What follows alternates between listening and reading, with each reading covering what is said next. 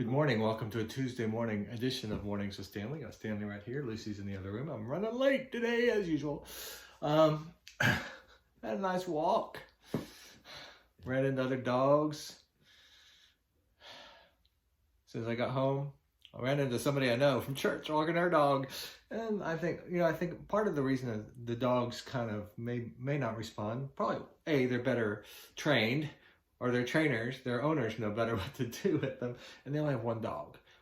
Although there are people with two dogs that are walking, but they obviously know how to handle their dogs better than I do. It's so embarrassing.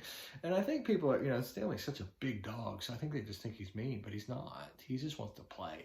Lucy's much smaller. Lucy, I'm not sure about her motives.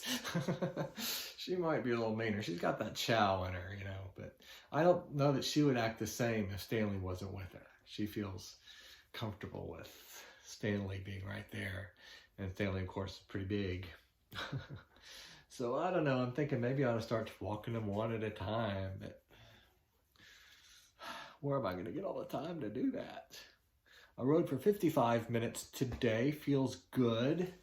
Got up at my normal time, but was able to get to the rowing machine earlier than I don't know. I guess I'm to the point where I need to row longer to get the same benefit.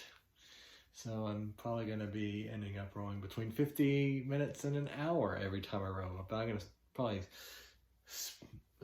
change my get up time from not 5:30 to 5 so I can get it done. We shall see. Maybe I won't do that. I don't know. But is there anything else I need to say? I guess not. I did immediately come home and look at how to keep your dog from barking at other dogs, and so I think it'd be easier to train one at a time. And I'm not sure. Lucy, almost 13 years old, you can't teach a dog new tricks. They say an old dog new tricks. Stanley's still young enough.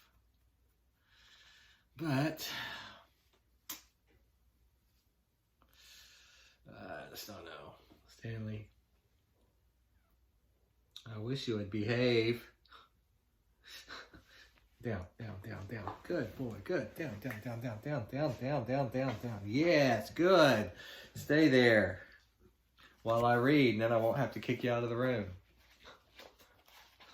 Give me time to open my book. Stanley, I'm in charge, not you. Act like it. Here is our reading for today. It is Tuesday of week 14. Is God as good as Jesus? We examined some kindred passages in John. Do you not believe that I am in the Father and the Father in me? The Father who dwells in me does his works. Believe me that I am in the Father and the Father in me, or else believe me for the sake of the works themselves. That's John 14, verses 10 through 11. Here Jesus submitted the whole matter of his being in the Father and the Father's being in him to a simple test: the works, the outcome. He gave the same test regarding his disciples. You will know them by their fruits.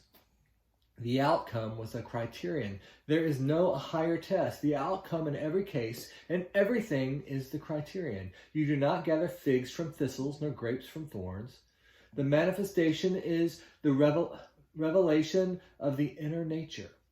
The amazing thing is that he applied that test to himself. Is the manifestation of my life and deeds what you would expect God to do?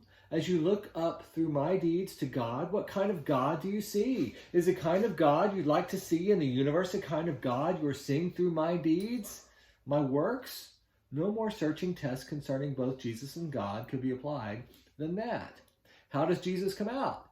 The amazing thing is that the doubt is not as to Jesus' character, but as to God's character.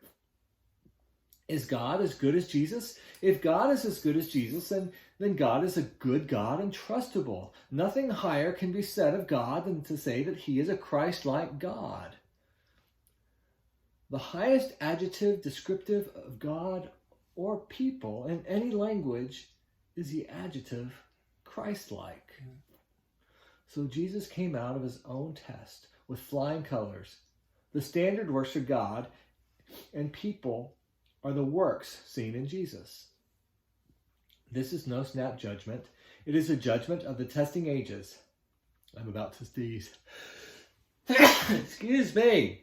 Bless me, Father, for I have sneezed.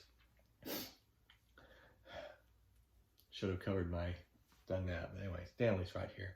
And he would have. Anyway, let me just get back to the reading. Nothing has ever been subjected to a greater scrutiny than the character and deeds of Jesus, and nothing has come out more clear and more final. Here's our prayer for today.